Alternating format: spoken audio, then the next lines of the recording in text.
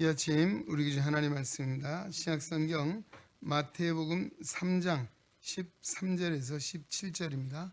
마태복음 3장 13절로 17절입니다. 오늘도 우리에게 주시는 하나님의 말씀을 통하여 오늘도 살아계시는 거룩하신 하나님의 음성을 듣고 진리를 깨닫는 복된 은혜가 오늘도 우리 모두에게 임하게 되시기를 주의 이름으로 축원합니다. 이때 예수께서 갈릴리로부터 요단 강에 이르러 요한에게 세례를 받으러 하시니 요한이 말려 이르되 내가 당신에게 세례를 받아야 할 터인데 당신이 내게로 오시나이까. 예수께서 대답하여 이르시되 이제 허락하라. 우리가 이와 같이 하여 모든 의를 이루는 것이 합당하니라 하시니 이에 요한이 허락하는지라. 예수께서 세례를 받으시고 곧 물에서 올라오실새 하늘이 열리고 하나님의 성령이 비둘기같이 내려 자기 위에 임하심을 보시더니 하늘로부터 소리가 있어 말씀하시되 이는 내 사랑하는 아들이요 내 기뻐하는 자라 하시니라. 아멘. 한 소리 찬양드리사 하나님께 찬양드리는 시간입니다.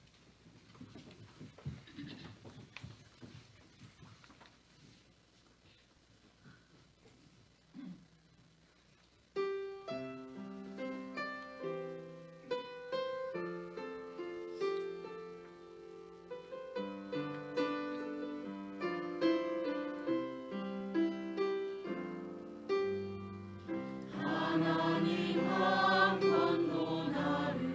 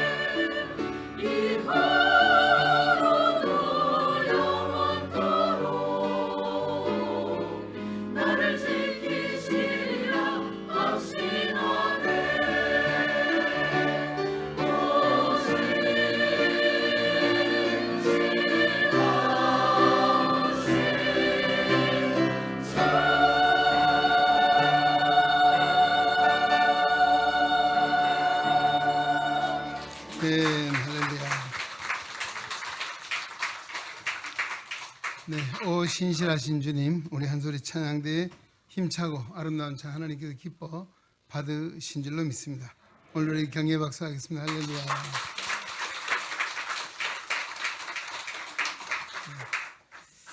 네, 오늘도 성가대가 하늘의 문도 열고 우리 마음의 문도 열어서 이제 하나님 말씀을 듣는 시간입니다. 이제 교회력으로 요즘 주현절이라고 보내고 있습니다. 우리 교회력은 시작이 대림절부터 시작됩니다. 대림절 또는 대강절이라고 하죠. 예수님의 오심을 기다리는, 아마 초대교회 구약의 성도들은 예수님의 초림을 기다렸다면 오늘 우리는 예수님의 재림을 기다리는 아마 이런 절기를 우리가 대림절 또는 대강절이라고 합니다. 이 대림절이 끝에 절정은 바로 성탄절이죠. 성탄절이 끝나면 이제 바로 이어지는 것이 주현절입니다. 이 주현절은 뭔가 하면 예수님이 하나님의 아들 되심을 드러내는, 그리고 이 주현절의 시작은 예수님이 광야에 나가서 40일 동안 금식하고 줄이신, 성령에 이끌려서 기도하신 내용으로부터 시작이 되어서 오늘 본문은 세례 받으시는 이 이야기입니다. 예수님이 하나님의 아들 되심을 증거하고 나타내는 이 절기가 주현절이라고 합니다. 주현절이 지나고 나면 사순절로 이어집니다. 예수님의 고난당하심, 그 사순절의 절정은 예수님 부활이겠죠. 부활절. 부활절이 끝나면 이어지는 것이 성령의 강림, 부활절 후에 언제입니까? 50일이 되던 때에 이제 성령 강림절이 시작이 되고, 성령 강림절은 대림절까지 이어집니다. 아마 교회력의 절반 이상이 성령 강림절로 이루어져 있다라고 하는 것을 우리가 교회 절기를 좀 염두에 두시면서 오늘 주현절 가운데 있었던, 아마 어쩌면 예수님의 사역의 시작을 알리는 이 사건이 오늘 세례 요한에게 예수님이 세례를 받으시는 이 사건입니다. 이것은 아마 공간복음서나 요한복음서에서까지도 다루고 있는 역사적인 사실이라고 하는 것입니다. 그런데 어쩌면 하나님의 아들이신 예수님이 세례를 받아야 되는가라고 하는 것에 대해서는 다소 그 당시에 초대교회 또 예수님의 제자들 입장에서 본다면 이게 좀 있을 수 없는 일이 아닌가라고 하는 생각을 합니다.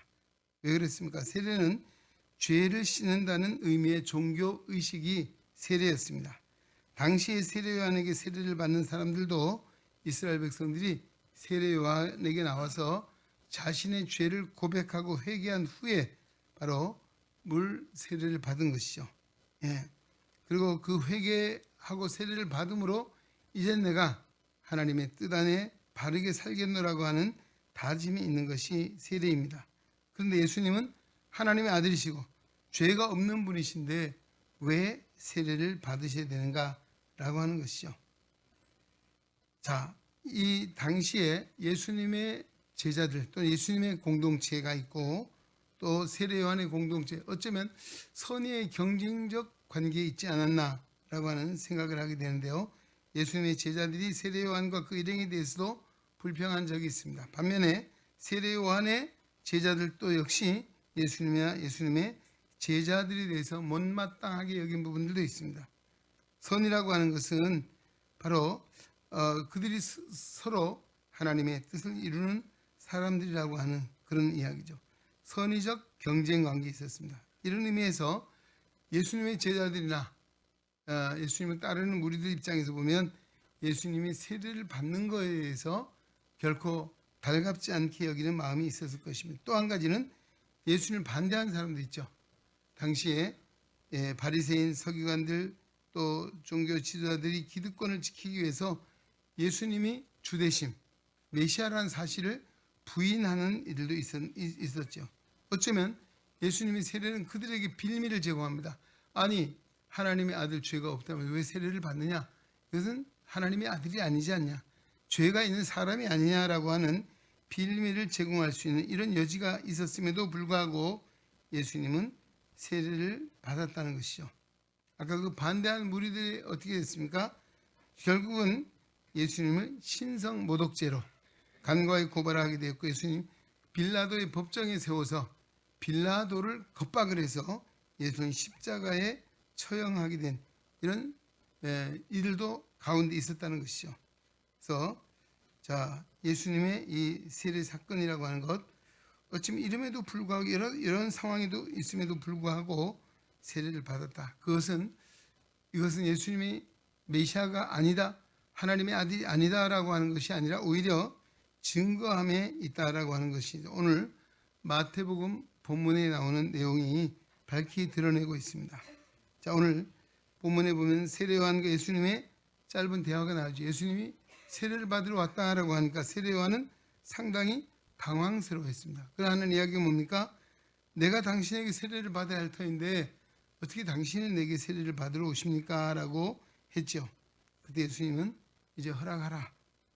이와 같이 우리가 세례식을 행해서 모든 하나님의 의를 이루는 것이 합당하다라고 말하자 세례 요한은 허락을 하고 예수님이 세례 요한으로부터 물 세례를 받게 됐다라고 하는 것이죠. 하나님의 의라고 하는 것이 무엇이겠습니까? 하나님의 의는 하나님의 뜻이고 하나님의 뜻은 당연히 인간의 구원을 위한 것입니다. 세례가 왜 하나님의 뜻을 라고 하는 것, 구원을 이루는 것일까요? 두 가지 의미에서 한번 해석이 가능한데, 첫째는 자, 예수님은 이 땅에 인간의 몸을 입고 오셨습니다. 그래서 히브리서 기자도 말하지만 사람들이 겪는 희로애락, 또 때로는 예수님이 피곤함도 느끼셨고 때로는 배고픔도 겪으셨고 때로는 정말 마음 아픈 슬픈 마음도 가지셨고 등등 우리 사람이 경험하는 이 모든 감정을 친히 경험한 사람이셨다라고 하는 것이죠. 그래서 예수님은 보이지 않는 하나님의 보이는 형상으로 이 땅에 오셨다는 것입니다. 그래서 요한은 이 이야기를 요한복음 1장 14절에 말합니다. 말씀이 육신이 되어 우리 가운데 거하심에 우리가 그의 영광을 보니 아버지의 독생자의 영광이요 은혜와 진리가 충만하더라. 아멘. 그렇게 증언하고 있습니다. 그래서 이 교부들은 이것을 신학적으로 체계를 세웠는데 뭔가 하면 성육신, 인카네이션이라고 하는 교리를 만들게 됐죠. 신학적 개념으로. 뭔가 하면 예수님은 어떤 분이냐? 참 하나님이시고 한편 또 참 사람이셨다. 그래서 인성, 신성을 동시에 지니신 분이 바로 예수님이시라고 하는 이 사실을 증거하고 또 여기에 반하는 많은 역사 속에서 이단자들이 생겨났습니다. 예수님은 인간일 뿐이다. 아니다. 하나님일 뿐이다. 뭐 등등 여러 이 역사적 사건 속에서 이단으로 규정하는 그 하나의 기준이 예수님 누구로 보느냐라고 하는 것입니다. 헬라의 신화에 보면 뭐 반인 반수라는 말이 나오죠. 반은 하나님이고 반은 신이다. 이것도 아니라는 것이죠. 또 어쩌면 인성과 신성이 뒤섞여 있는 혼재하는 것이다라고 이것도 아니라는 것입니다. 예수님은 온전한 하나님이시오 온전한 사람이다라고 하는 것. 이것이 바로 우리 기독교 신앙의 특히 기독교에 있어서 중심적인 중요한 교리라고 하는 것이죠. 오늘 우리도 예수님 누구로 믿느냐라고 하는 것이죠. 참 하나님이시고 참 사람이다라고 하는 이것이 우리 기독교 신앙의 아주 중요한 요소죠. 바울은 빌립보 교회 성도들에게 편지를 쓰면서도 너희 안에 이 마음을 품으라 곧 그리스도 예수의 마음이 그럼 예수님이 어떤 분이냐? 그런 근본 하나님의 본체시나 하나님과 동등됨을 취할 것을 여기지 아니하시고 사람의 모양으로 나타나서 십자가에 죽으셨다 했습니다. 십자가에 복종하셨다. 그러면 하나님이 그를 지극히 높여 모든 이름 위에 뛰어난 이름을 주사 하늘에 있는 자들 땅에 있는 땅 아래 있는 모든 자들로 모든 무릎을 예수의 이름에 꿇게 하시고 모든 입으로 예수를 주라 시인하여 하나님께 영광을 돌리게 했다라고 바울은 빌립보 교회 성도들에게 전하고 있습니다. 이것이 바로 우리 기독교 신앙의 아주 중요한 요소죠. 바로 그런 의미에서 예수님은 누구냐? 참 하나님이시오 참 사람이셨다 라고 하는 것이죠. 우리 인간을 구원하기 위해서는 참 사람이 되셔야 했습니다. 왜? 인간의 죄를 대속하기 위해서는 단 죄가 없는 분이, 죄인인 우리 인간의 죄를 대속하기 위해서 바로 이 땅에 인간의 몸을 입고 오신 분이 하나님 예수님이시고, 그분이 십자가에 죽으심으로 우리가 대속함을 받고 구원에 이르게 된 줄로 믿습니다. 할렐루야. 바로 이것을 증언하는 것이요. 예. 그 다음에 두 번째는 뭡니까? 자, 두 번째 우리가 가능한 생각은 예수님은 이 세례를 받았다라고 하는 것은 하나님의 뜻에 전적 순종하셨다라고 하는 그런 의미를 가지고 있습니다. 예, 세례는 단순히 죄 씻김만을 받는 의식이 아니라 예수님에게서 새로운 중요한 결단을 해야 하는 것입니다. 무슨 이야기입니까? 앞으로 다가갈 운명에 대해서 결단해야 되는 그 운명은 바로 십자가라고 하는 것입니다. 예, 예수님의 십자가의 길, 예수님이 거부할 수도 있었고, 또 실제로 예수님의 제자들이 뭐라고 만류했다라고 했습니다. 예, 만류. 그 마태복음 16장에 보면 대표적인 인물이 베드로가 나오죠. 베드로가 이렇게 말합니다. 베드로가 예수를 붙들고 항변하여 이르되 주여 그리 마옵소서, 이 일이 결코 죽게 미치지 않기를 원한다 라고 말했습니다. 무슨 일입니까?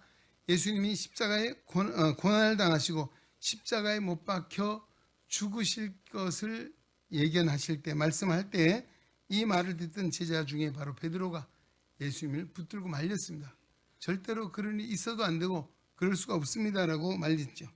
그 예수님 베드로에게 뭐라고 말했습니까? 예수께서 돌이키사 베드로에게 이르시되 사탄아 내 뒤로 물러가라, 너는 나를 넘어지게 하는 자로다.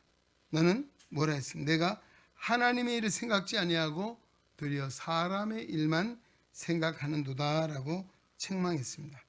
어쩌면 베드로가 말린 것은 인지상정이 아닌가. 아니, 선생님이 십자가에 고난당하고 죽으신다는 것에 대해서 제자들이 박수칠 사람 누가 있겠습니까? 또 동의할 사람 누가 있겠습니까? 당연히 아니라고 만류해야 되고 말리는 것이죠. 그러나 오늘 예수님이 이 세례를 받으신 것 역시 뭡니까? 하나님의 의를 이루기 위해서는, 오늘 예수님께서도 그 겟세마네 동산의 기도를 한번 보십시오. 뭐라고 기도했습니까?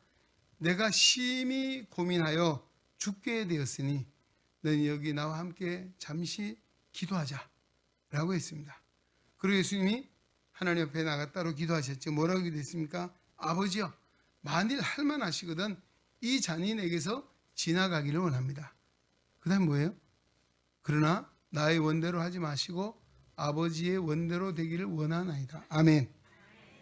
바로 예수님에게 있어 이 십자가의 고난은 피하고 싶었고 가지 않고 싶은 그런 고난의 길이었습니다. 오늘 이 세례를 받는 순간이 뭐예요? 예, 죄가 없는 분이 왜 세례를 받아야 됩니까?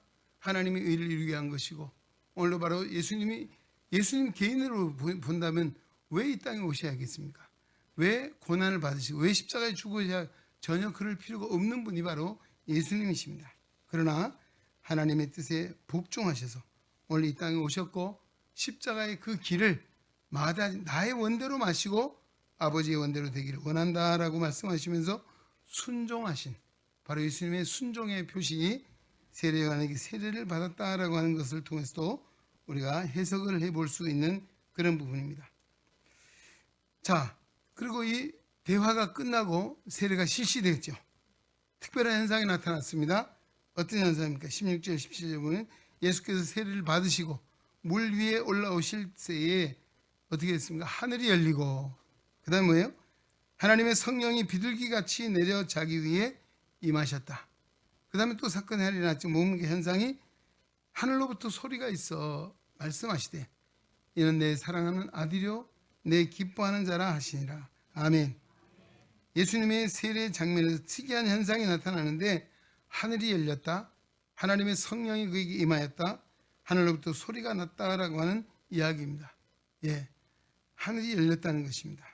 우리나라도 개천절 절기가 있잖아요. 무슨 의미를 가지고 있습니까? 우리 개천절은 한 민족이 원천이 아주 오래되고 유서가 깊다라고 하는 그런 의미로 가진 개천절. 그러나 여기 말하는 하늘이 열린 것과는 저 차원이 다른 것이죠. 예, 이것도 어떤 물리적인 현상으로 하늘이 열렸다 그런 의미는 아닐 것입니다. 바로 하늘은 생명이 가득한 세계를 가리키는 것이고, 또 우리에게 밝혀지지 않는 비밀, 하늘이라고 하는 것입니다. 여기 천국이라고 하는 의미도 있죠. 예, 여기에 천국 가보신 분 있나요? 한번 손 들어 보실까요? 아무도 안 계셔요. 우리에게는 아직도 약속이 되진 비밀인 것이죠. 하늘은 정말 그런 본래적이고 궁극적인 생명이 숨어 있는 곳이 하늘이라고 하는 것입니다. 오늘 주기도문 우리가 첫 번째 기도가 뭡니까? 하늘에 계신 우리 아버지라고 말합니다. 예, 이 말은 어떤 의미일까요? 예, 정말 하늘은 비밀스러운 생명의 원천이고, 그 생명의 원천 누구예요? 하나님 아버지시다 라고 하는 우리 고백을 늘 예배를 통해서 신앙 고백을 하고 있습니다.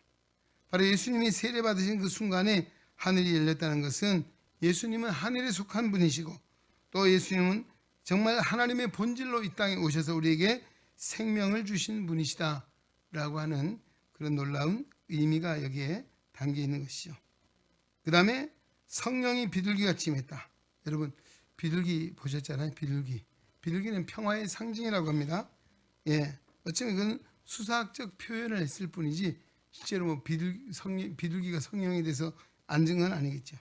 예, 바로 바람처럼 자유롭게 생명 현상을 가능케 한 능력이 예수님께 있다는 것이죠. 창조의 힘, 또 부활의 힘, 이 모든 힘은 성령의 능력이라고 하는 것이, 이 능력이 예수님과 함께 하셨다라고 하는 사실을 증거해 주는 것입니다. 그 다음에 하늘로부터 소리가 있었죠. 이는 내 사랑하는 아들이요 내 기뻐하는 자다라고 했습니다. 네. 하나님의 아들로 하나님께서 친히 확증해 주신 사건입니다. 예. 어쩌면 이것은 세례받는 그 순간만이 아니고 예수님이 이 땅에 오셔서 공생의 사역뿐만 아니고 십자가에 죽으시고 부활하시고 승천하신 전 과정이 바로 하나님의 아들이셨기에 가능한 일이고, 하나님의 기뻐하신 일들을 이루셨기에 이 말씀이 바로 이미 예수님이 요한에게 세례를 받을 때에 확증되었다라고 하는 것이죠. 예수님이 요한에게 세례를 받을 때에 세 가지 사건 뭡니까? 하늘이 열리고 하나님의 성령이 비둘기같이 임하시고 하늘에서 소리가 났다라고 하는 것입니다. 네. 자, 이것은 단순히 세례 의식이 어떤 종교적인 의식의 차원이 아니고 정말 예수님이 하나님의 아들 되심을, 정말 십자가에 죽으시 3일 만에 부활하시는 그 놀라운 능력을 이 가운데 다 담고 있는 중요한 이야기입니다. 예. 자, 이것이 여기에서만이 아니고, 자, 예수님이 이런 그 성경 속에 보면 3번 음성을 듣게 되죠. 첫째는 보면 17장에 보면 마태복음 17장에 변화산 사건이 있죠. 예수님이 제자들 데리고, 특히 세 제자들 데리고 변화산에 올라가서 하나님 광경을 봤잖아요. 예, 그때도 역시 하나님께로부터 음성이 들렸어요. 이는 내 사랑하는 아들이요 내 기뻐하는 자다라고 했습니다. 또 언제입니까? 예수님이 십자가에 죽으신 후에, 예, 그때 누굽니까? 백부장과 그 무덤을 지킨 로마의 병사들이 한 이야기입니다. 이는 진실로 하나님의 아들이었도다. 할렐루야. 그렇게 그들이 고백을 하고 있는 것을 우리가 보게 되는 것이죠. 자, 이런 의미에서 하나님의 아들이신 예수님이 세례를 받았다라고 하는 것, 참으로 중요한 사건이고, 오늘 우리와는 과연 어떤 연관이 있는가라고 하는 것이죠. 바로 오늘도 이 예수님의 그 세례 사건을 통해서 제자들이 또 그를 따르는 많은 무리들이 예수님을 메시아로 믿게 되었습니다. 예, 이미 구원의 역사가 시작된 것이죠. 예, 당시에는 많은 이들이 세상 사람들이 뭘 추구했는가 하면 그 당시에 로마의 정치, 헬라의 철학, 또 유대의 종교를 이야기했습니다. 예. 그러나 예수님을 만난 사람, 예수님이 하나님의 아들이라는 사실을 믿고 따르는 자들에게 있어서는 그들이 추구하는 당시에 로마의 정치라든지 헬라의 철학이라든지 유대의 종교라고 하는 것은 그 종국에는 죽음으로 다 귀결되는 것이다 라고 하는 것이죠. 진정한 생명이 그 안에 없다. 그래서 오직 그들은 한 인물에게 집중했는데 그분이 바로 하나님의 아들 예수 그리스도라고 하는 것입니다. 예수 그리스도를 통해서 죄의 용서함을 받고 죽음에서 생명으로 옮겨졌다는 사실을 그들은 믿었습니다. 할렐루야. 오늘 그 믿음의 역사가 성령의 역사로 말미암아 사도행전 1장 8절에 오직 성령이 너에게 임하시면 너희가 권능을 받고 예루살렘과 온 유대와 사마리아와 땅 끝까지 이르러 내 증인이 된다라고 이 사도들의 사도행전 증언을 통해서 오늘 그 복음은 바로 이 복음이라고 하죠. 이 구원의 역사는 우리에게까지 이르게 된 줄로 믿습니다. 할렐루야. 오늘 우리가 이 믿음을 갖게 된 것은 바로 예수님의 세례 사건과 무관하지 않다는 것이죠. 물론 오늘 우리는 세례를 받습니다. 우리는 종교 의식 가운데 세례를 받지만 그 의미는 뭡니까? 내가 죄에 대하여 죽고 의에 대하여 살았다. 물에 잠겼다가 다시 올라왔잖아요. 죽음을 의미하는 것이고 다시 살았다. 부활을 의미하는 이런 중요한 의미를 우리가 가지고 세례를 받습니다. 세례 의식을 통해서. 사실 뭐 어떤 분들은 그래요. 특히 침례교회에서는 침례를 받아야 구원을 받는다. 세례를 인정하지 않는 경우, 사실은 제가 그 전에 그랬어요. 어떤 침례교 목사님 보고, 그러면 목사님, 침례교회가 침례식을 어떻게 합니까? 침례실이 있죠. 침례복을 입고 간대요. 그러면 정말 세례를 받으려면 요단강 가셔야지. 안 그러겠어요? 요단강은 세례를 받아야지. 여기는 사실 우리가 담고 있는 신학적인 의미, 신앙적인 의미, 이것을 우리가 다시 한번 새기면서 또 우리가 세례식을 행하는 것. 또 예수님이 오늘 교회 역사 속에서 성려전을 우리 개신교는 두 가지를 이야기하잖아요. 첫째 뭡니까? 바로 세례라고 하는 것이고, 그 다음에 한 가지는 성찬식입니다. 오늘 세례를 받음으로 내가 죄에 죽고 의에 대해 산다 했고, 이제는 죄의 종이 아니고 하나님의 종으로서 하나님의 자녀로 거듭났다라고 하는 증거를 하나님 앞에 그리고 여러 성도들 앞에 보여지고 나타내는 것이죠. 마치 저는 이것을 결혼식 얘기합니다. 결혼식 안 하고도 살 수 있잖아요. 그러나 왜 결혼식을 합니까? 우리가 부부가 됐다는 사실을 공표하는 것입니다. 공표. 그렇잖아요. 그런 의미가 있듯이 오늘 교회에서 하는 세례식도 바로 그런 의미에서 우리가 중요한 의미를 갖고 있다는 것이죠. 바로 이 예수님의 정말 이 땅에 오셔서 하나님의 아들 되심을 통해서 그들이 종국에는 바울은 뭐라고 고백했습니까? 내가 그리스도 안에, 그리스도께서 내 안에 계시다라고 하는 사실을 그런 고백을 했습니다. 오늘 우리도 내 안에 누가 있습니까? 바로 우리가 주님이라 부르는 주인 되신 예수 그리스도가 내 안에 성령으로 와 계시는 줄로 믿습니다. 그리고 또 우리는 정말 주님 안에 내가 있어서 오늘도 우리가 주 안에서 뭘 누립니까? 평화를 누리고 하나님의 사랑을 알게 되고 더 나아가 하나님의 소망을 가지고 정말 세상 사람들과 구별된 삶을 살아가는 성도의 삶을 살게 되었다라고 하는 것이죠. 오늘 이 믿음을 가진 성도들은 세상 일에 대해서는 어떻게 생각합니까? 그렇게 정말 전적 생명을 걸 만한 일로 생각하지 않습니다.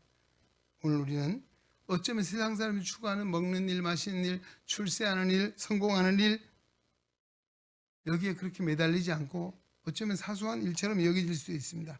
왜 그럴까요? 바로 그것은 우리가 예수 그리스도 안에 내가 있고 주님이 내 안에 계시다. 오늘 세상에 죽은 자라고 말씀드렸죠. 바로 이 마태복음 16장에도 보면 이것을 뭐라고 자기 부인이다라고 말해요. 자기 부정, 자기 부인. 오늘 우리는 자기를 부인하고 자기를 부정하고 그 다음에 십자가의 길을 가는 자입니다. 주님이 가신 십자가의 그 길을 따르는 자가 바로 성도인 줄로 믿습니다. 그러기에 우리가 세상 일에 연연하지 않는 이유가 여기에 있습니다. 우리의 소망이 땅에 있는 것이 아니고 하나님 나라에 있음을 확신하고 있기 때문인 줄로 믿습니다. 이제 우리는 이 주연절이라고 하는 절기를 보내고 있습니다. 오늘 주연절을 통해서 참으로 예수님이 세례요한에게 세례를 받으신 것, 죄가 있어서가 아닙니다. 죄가 없는 하나님이 이 땅에 오셔서 십자가에 이 세례를 받으신 것은 바로 우리의 죄를 대속하기 위한 것이고 내가 담당해야 될, 내가 받아야 될 하나님의 형벌을 예수님 대신하셨다라고 하는 그것은 이 교회 역사를 통해서 가현설이다 여러 가지 이야기 나오거든요.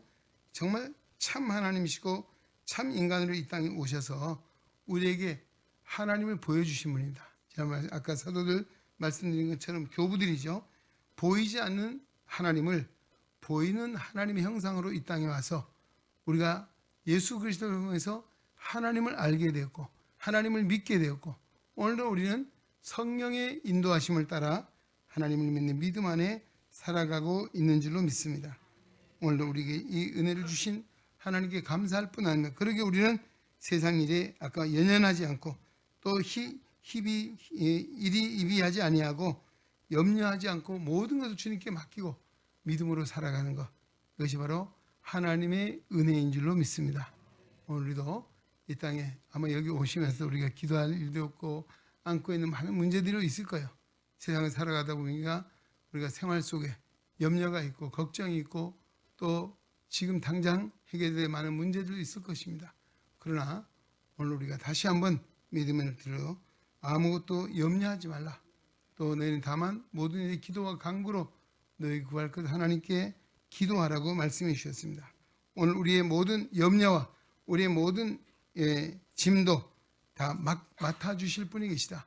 그게 바로 주님이시고 주님이 오늘도 우리와 함께 하신다는 이 믿음을 통해서 우리는 세상에 속한 자가 아니고 우리 또한 하나님 나라 속한 자인 것을 다시 한번 확인하면서 하나님의 은총 속에 살아가는 복된 성도 되시기를 주의 이름으로 축원합니다.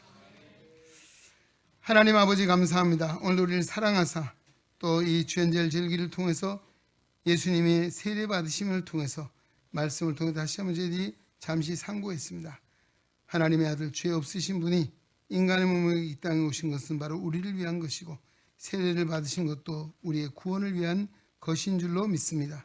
오늘도 그 주님을 늘 나의 주님으로 모시고 바울이 내가 주온 주님 안에 주님이 내 안에 거하신다는 이 확신 속에 하나님의 영광에 살았던 것처럼 우리도 오늘 이 시대 속에서도 오늘 세상에 발을 붙이고 살지라도 내가 땅에 속한 자가 아니요 하나님 나라 속한 자인 것을 깨달아 우리 또한 하나님의 영광을 위해 살라라고 하신 귀한 사명을 가지고 하나님의 은혜 안에 살아가는 우리 은행의 성도 되게 하시고 참 하나님이시오 참 사람이신 예수님의 그 놀라우신 은총을 찬양하며 감사하며 임마누엘 그분과 날마다 동행하게 하여 주시옵소서. 예수님의 이름으로 기도하옵나이다. 아멘. 이제는 교회의 머리가 되시며 우리 영원한 구원의 반석이 되시는 예수 그리스도의 은혜와 하나님 아버지의 무한하신 사랑하심과 성령의 감화 교통 내주 역사 위로 치유 충만 인도하심이 거룩한 성의를 기억하고 주님 앞에 예배하며 생명의 말씀 마태복음 3장 13절로 17절의 말씀을 마음에 새기고 내 안에 내가 주님 안에 있음을 확인하고 세상을 향하여 나아가는 우리 은행의 온 성도들 머리 위에 저들의 가정과 생활 속에 주님의 거룩한 몸된 교회와 이 나라와 이 민족 위에 이제로부터 영원토록 함께 계시기를 간절히 축원하옵나이다. 아멘.